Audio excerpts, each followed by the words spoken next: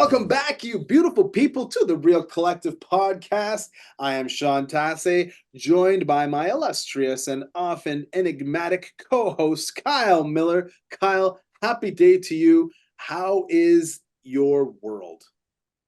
Just looking up enigmatic. Give me a second. Ooh.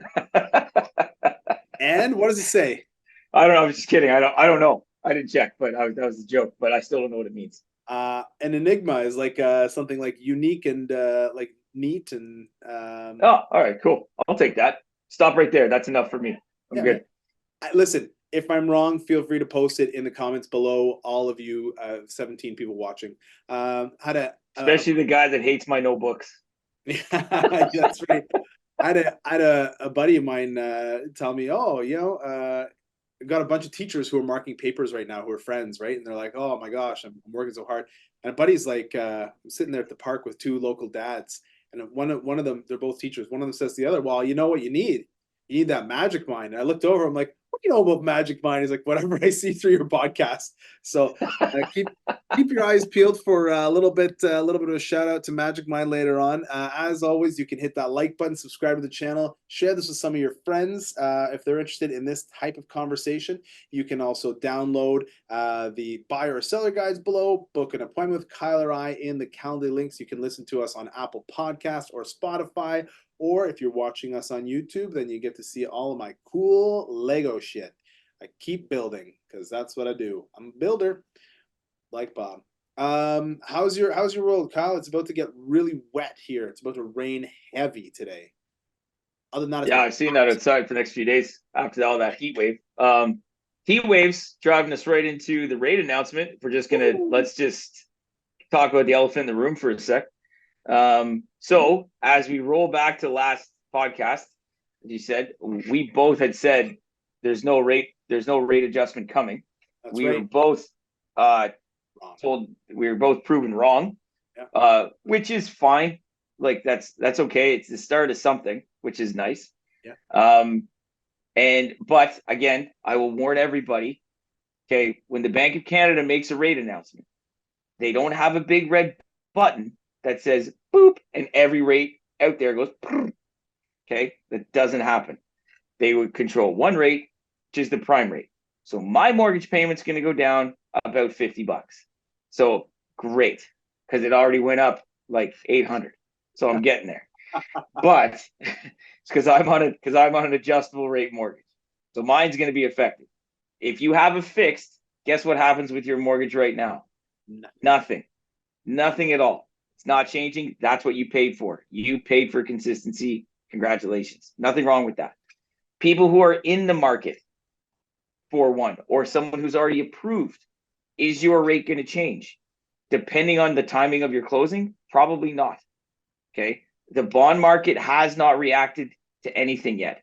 And the lenders are tight with their money. Margins are slim. They're not going to go, unless they just want to just fully go full on business and grab it. They're not going to drop anything till they see how stuff levels off. Right. And it's going to be a step. It is not going to be a cliff. Like that's what I'm telling everybody. So you're going to see a 5 basis point drop, 10, maybe 15, because a 25 basis point drop in prime does not equate to a 25 basis point drop on fixed. Now, again, I can be proven so wrong if something else happens. Right. Just most of the time, that's not how it works. So take it easy. That's all I'm saying. Watch it. Yeah. So I guess what we were saying, and we made our predictions about the rate staying the same. After we recorded this, the GDP numbers were released, and it showed that we were way far behind. And so they said, okay, you know what? Inflation is under control, or whatever it is that they say. And as a result, they were like, okay, finally we can drop it, which, like we've said before, is good for people who are either shopping for a variable rate mortgage or currently have a variable or an adjustable mortgage on their place like you do.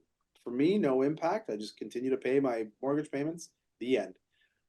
But it's also bad, or it means that it has been bad for enough other people that they say, okay, you know what, we got to do something about this. So, the undercurrent here is, hey, enough people are suffering that we've got to do something, and this is the something that they're doing. So don't lose sight of that, right? When we get stuck talking about interest rates, the variable rates, and all that kind of stuff, don't lose sight of the fact that your neighbor, your friend, your colleague, your whatever, someone might be in a bit of a harder spot today as a result. Okay?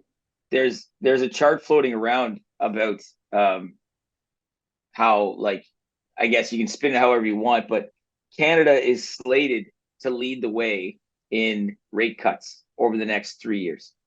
So the market's predicting 8 rate cuts. So we just had one. We probably have 7 more to go. Wow. And they put us up against a bunch of other G7 countries and a couple countries in Asia, like I think China, Japan, and another one I don't remember right off the top of my head. They're actually going to raise interest rates. Wow. So they're trying to curb their inflation. But you're looking at Australia and Norway and places like that, the US, are all looking at rate cuts. But we're leading that way. So some people are like, well, look at us. It's like, no. What kind of economy do we have if we have to cut rates more than everybody else? Right? And I think that's where, again, this is an interesting thing for literally you and I and people that watch this within our Ottawa bubble, because that's what it is. Right. Right. So Canada as a country is going to be hurting, and we may not feel it as much because of just where we are, literally, like geographically where we are, and the industry that supports our ecosystem here. But that doesn't necessarily mean it's a good thing. On an individual level, it might be. Overall, I don't know, man. I don't know. So here's the other part about the rates coming down, and people saying, "Oh, hey, the rates are coming down. Great news, great news." There's a funny thing on social media. Someone posted there's 3 different types of like realtors posting. Like my feed was just full of realtors. The rates are coming down. And there's 3 different types. There's the first group of realtors who say, "Hey, the rates are coming down. This is great news." And there's a second group of people saying like, "Oh, hey, it's not that big of a deal that the rates are coming down. You nitwit, why are you posting this? You're spreading false information, da da da da." And then there's the third group of realtors who says, "Hey, can't we all just get along? Can't just some people say this and some," and so it's like you're gonna see over the next couple days your friends who are realtors and what they're saying and where they live on that thing. It was kind of funny. But I guess the point being is both are true, right? Hey, the rates are coming down. Great. Buyer sentiment, typically when the rates come down, buyer sentiment improves. We've talked about that, right? Psychological. It's all in the mind. Hey, good. The rates, right? Well, no, not the rates. A rate has but some people, some agents, and the general public, because they don't know this stuff as intimately as we do, the general public says, hey, the rates are down. Great. I'm going to buy a house now. Oh, okay, great. How much can I afford? Well, here's how much you can afford. Oh, that doesn't seem that great, right? But that buyer sentiment improves, and as a result, we should theoretically see more people who are out there trying to get something going. But the timing of it is terrible because the spring market is over and it's summertime now. So the impact on prices will probably not be felt until potentially the fall. But I don't think the rate drop of a quarter, or even if it's a quarter and then a quarter, is going to be enough to overcome the typical seasonality. So that's my it's take. You're not getting, like, again, the sentiment is the psyche that we have is that it's going to go as low as it's been, and it's not. Right. Like, it's just not. Right. And we can't afford to let it go that low again. Right. So the people's hope that this is going to create so much more affordability is just, and I say this with the utmost respect because exactly what you said, people don't do this every day, right? It's the ignorance of how much 0.05% is, right? And don't get me wrong, I have a client right now who we're looking to potentially renew or do something with, and our conversation was, I'm like, look, if you want to move for 5 basis points, I'll do the work. Like, I don't know that I would, but I'll do the work. You're the client. And he's like, Kyle, that's my $1,000 over the 5 years. And I'm like, That's a great point. That's a great point. It's your $1,000. If you can give me the paperwork, I will push it through and give you the spreads, and we'll do all the numbers. Because I get paid if we do a deal. I don't get paid if you don't do a deal, right? I just don't know that if that's worth your time, that's worth your time, right? So he has an understanding of that 0.05 or zero point 0.1 and how it's going to look for him, right? And he wants that, and that's fair.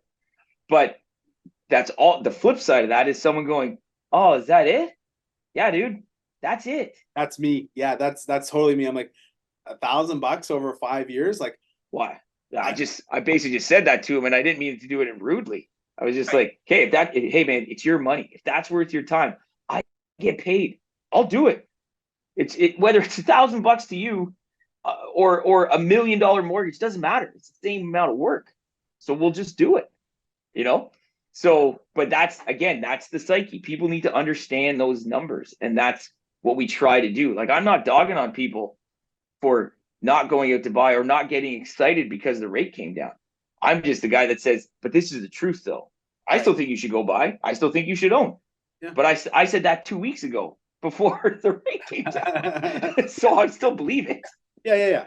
The variable rate being lower should have no impact on whether or not somebody should buy a house, but it does, right? It seems Yeah. to have this effect. And so, I think once the dust settles, people are going to say, okay, good. You know what? I've been waiting on the sidelines. I'm ready to go. I'm going to do it now. Looks like we're in a rate drop cycle. I want to get in on it. Some people will say, well, I want to wait until maybe it drops another 0.5 or another, another quarter or another, whatever it is. Well, I'll just keep waiting. I'll wait until we get to the bottom, right? But I think as we get down to whatever the bottom ends up being, whether it's 8 rate drops at what did you say, 8 at a quarter a point, that's going to be down to 3%. I don't think we're going to see that low.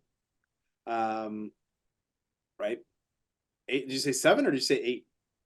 No, 7 left. 7 left. Yeah. So eight in total would bring you down. If it's a quarter each time, then it brings you down to a total of 3 from the 5 we were at, right?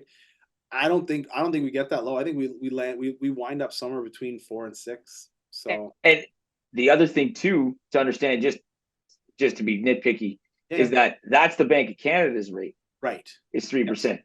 The prime means the prime rate is going to be somewhere between 4.5 and 5. Yeah.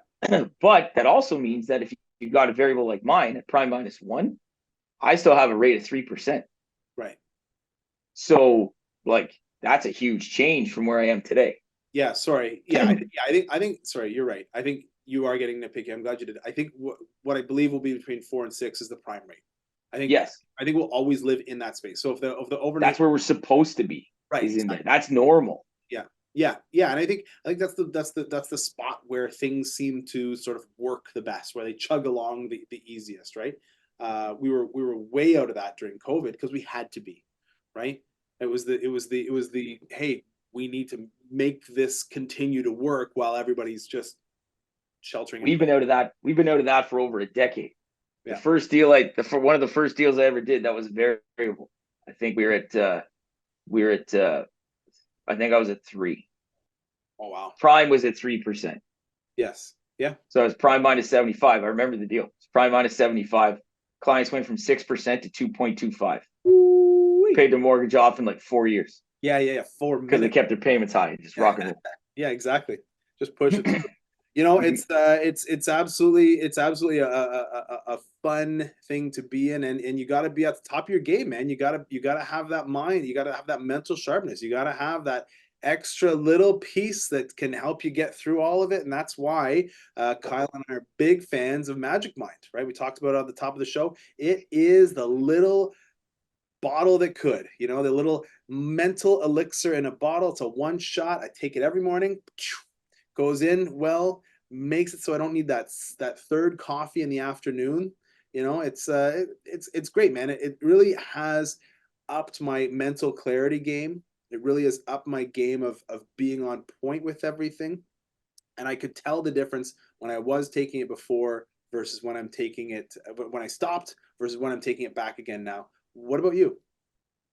Yeah, it's the same thing. And I think you can see the importance of stuff like this with how saturated the market gets, right? Or I shouldn't say saturated, how much my Facebook feed changes, right?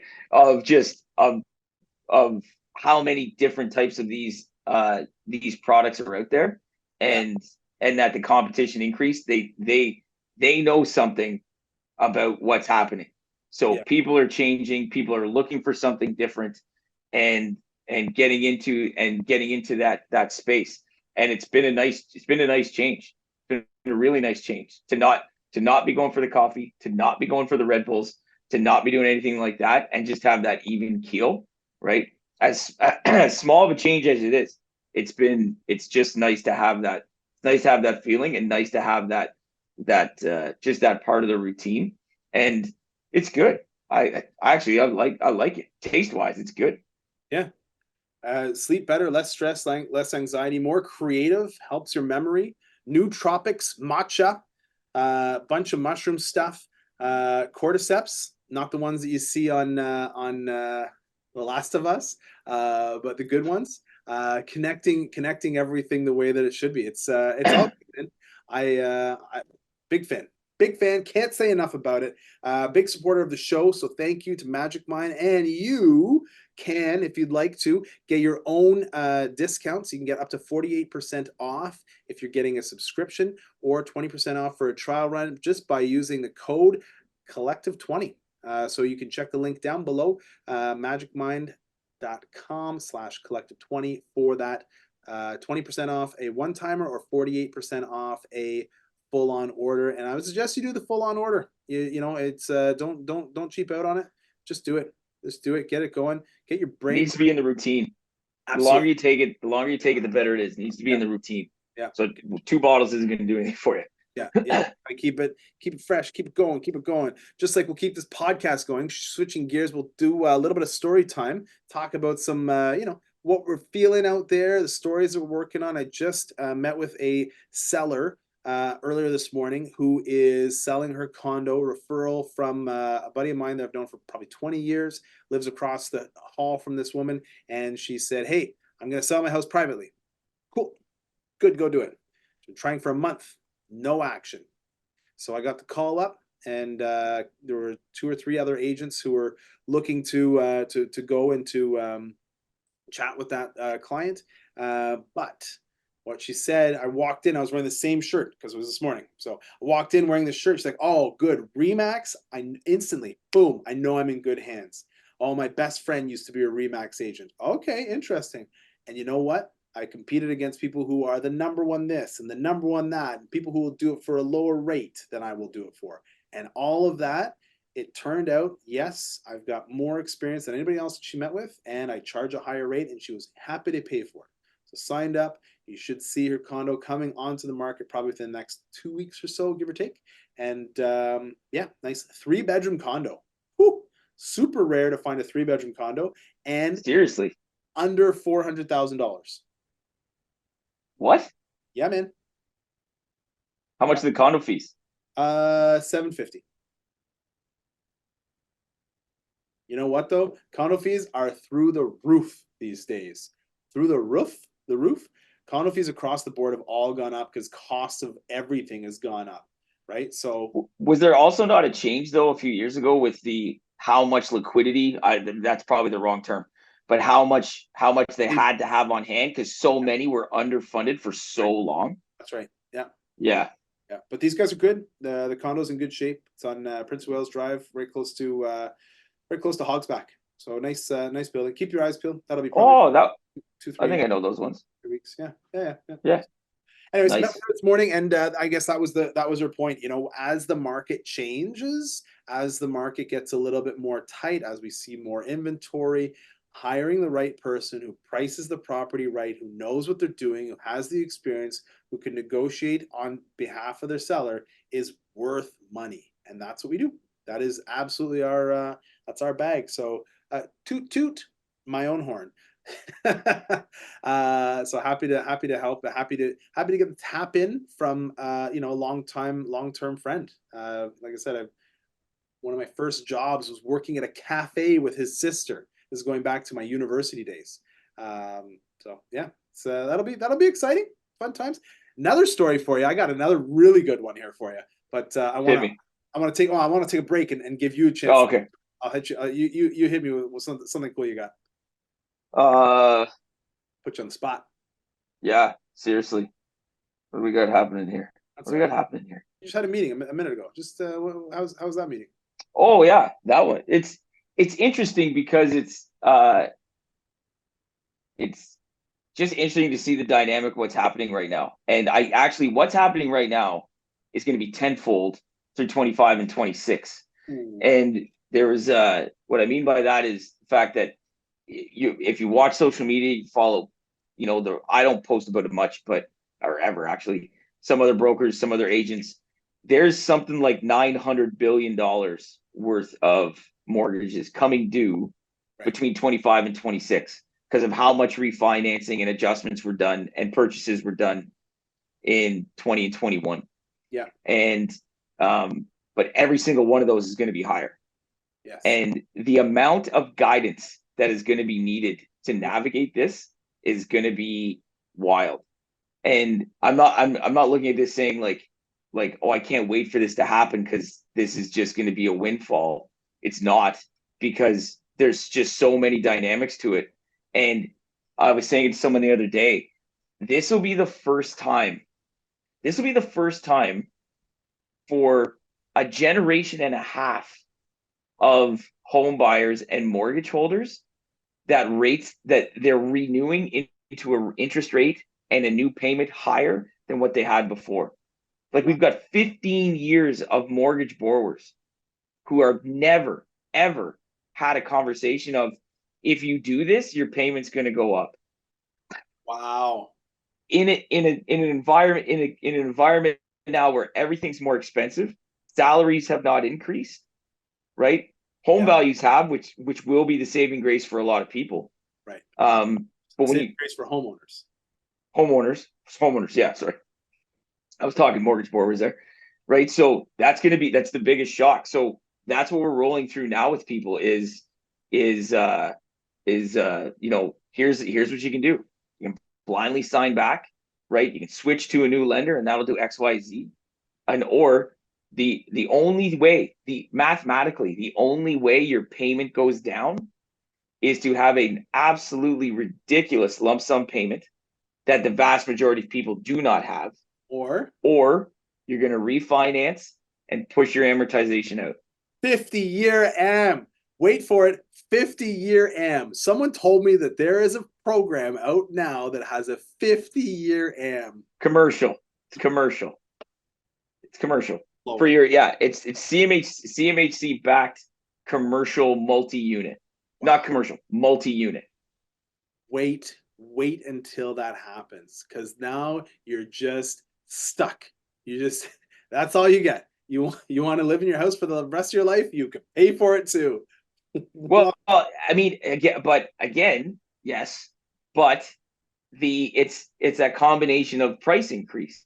So Right. if we're going to talk about stuff that we've already talked about, but if we keep having this many people come in, right, and we don't get more supply, Yeah. those houses will still increase in value to some degree Yeah. in some areas, Yeah. and people are going to have to people are going to be able to refi, Yeah. right? They're going to be able to refi. You know what? People are like, oh, 25, that's like a life sentence. 50 years, that's a double life sentence to pay for Could have your. paid off two or three houses by then. Oh my goodness. Well, you talk about these one guy, hey, the rate dropped and he paid it off in 4 minutes. And now we're talking about going the exact opposite way. It's crazy. I It is what it is. I did a deal. I was representing a buyer. We found a house actually like just up the street from us here.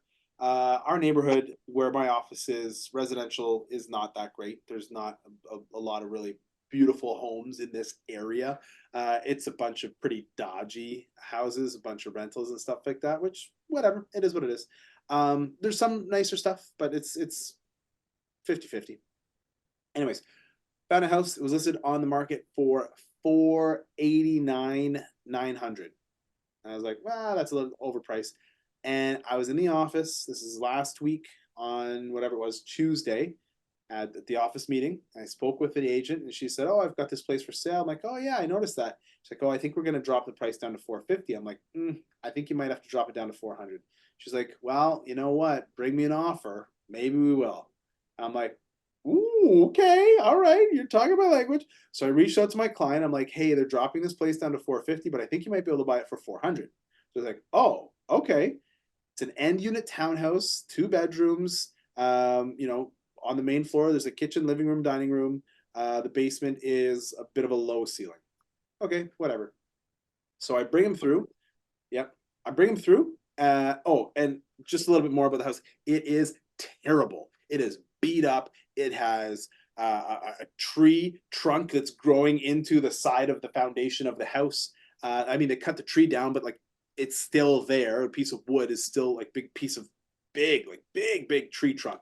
There were in the vents, like when you lift up the vent cover, there's like leftover needles in there from people banging. Um, and yeah, just a brutal house. So we look at it. He's like, "Yeah, I'm gonna put an offer in." Because I work with some guys who are just like, "Give me the worst," right? So he puts an offer in, listed for 450. We put an offer in. How much do you think we put an offer in for? I told him, "Hey, you can probably get it for 4." How much did you put an offer in for? 398. 375. Oh. And I'm like, "All right, man, that's what you want to do. That's fine." And so what I did is I sent the offer and I sent over, "Here's the comparables that we used. Here they are on Geo. Here's the lot size. Here's the size of the house. Here's our package." And we gave them an offer. I think it was whatever it was on Wednesday, and we said you can have until Thursday at 6 o'clock to respond to us. So at Thursday at 4 o'clock, they came back and they're like, "Hey, we'll do it for 420. Here's our comparables." Oh, and there's no home inspection condition. There's no mortgage financing condition. This is an investor. They know financially that they're okay. They know what they're getting into, yada, yada, yada. There was a horizontal crack underneath where the tree was growing into the house, right? Vertical crack is one thing in the basement. Horizontal crack is like, run away, don't buy this house. But he's like, "Yep, I know what I'm getting into. It's fine." Like, you kick the wall and some of the foundation was like crumbling away. He's like, "Yeah, that's fine." It's got like all these like red flags for everybody. He's like, "No, as long as I get it for the right price, I don't care." Right? I can deal with all these things. He's an engineer by trade, and so he's like, "Yep, I own 50 doors already. I know what I'm doing here. It's okay. Don't sweat it." Anyways, so we give an offer, 375. He gives a counter offer. It's 4 o'clock on Thursday afternoon, where our offer is good until 6. Get the counter offer for 420. I'm like, "Oh."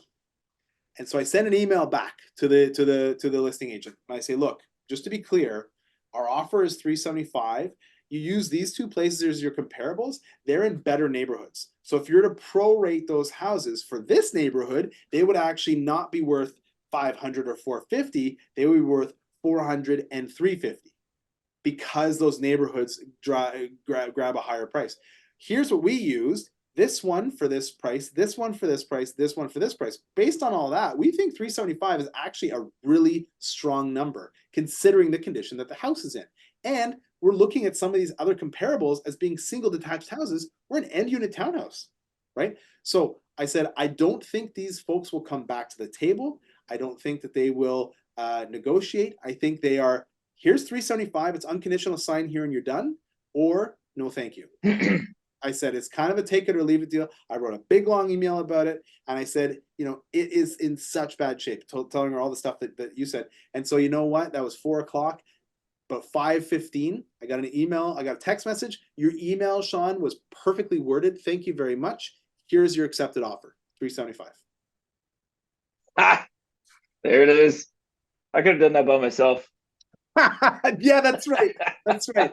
But like, you can't argue with the math, right? When you break it down, it's like the math is the math. Here's what it is, and so a little bit of hardball, Dude, but you're taking words right out of my mouth. Taking yeah, words out of my mouth. yeah, yeah. It's Get like your emotions out of it. that's it. Get your emotions out of it. For Just do the for math. for investors, that's exactly what it is, right? You can't Of argue. course. You can't argue with the math. Now, if you're a good agent, you can cherry pick the math that you want to use and use the right math in the right place, put it together in a pretty package. And the other agent said to me, "Hey, your email, Sean, well crafted, well written, magical. It worked. I know what she did because I've done it. She took my email, she forwarded it to her client. She says, you can accept this offer if you want to be done. You can accept this offer. You have until 6 o'clock. It's 4 o'clock now. What do you want to do? Client accepted the offer. The end. I Yeah. know what it's like on the other side. The house had needles in it. It had a foundation with a vertical crack in it. Like, who else is going to buy that? Me. I got the buyers. You got the ugliest possible house, the one that we have to sign a waiver to go inside and wear a mask because the mold level is so high. I've got your buyer. I know the guy who buys that house. Nice. So that's my other story for this week. So there's my two stories, and I think that just about does it for timing for us. So hit that like button, subscribe to the channel, share this with someone who you think might like this conversation. You can download the buyer or seller guides below. You can also you can get access to Magic Mind /Collective 20 to get your subscription or your one-time trial for Magic Mind. Thanks again for them for sponsoring the show. You can book an appointment with Kyle or I in the Calendly links below, and all of the other stuff that I said at the beginning that I didn't say this time because I forgot, all of that still applies. Until next time, keep it real. Collective.